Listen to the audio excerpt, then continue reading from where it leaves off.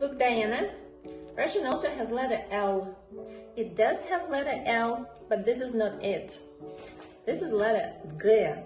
We use it to represent sound G, just like letter G does in English.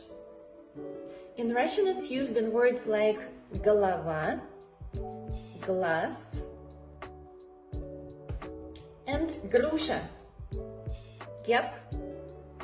Okay, let's write it now. Start at the top, go down to horizontal line above it.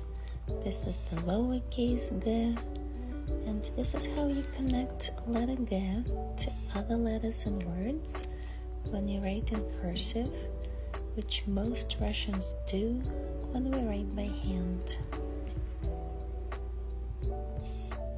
So we've already had A, B, V, G. What's next? Come back tomorrow to find out.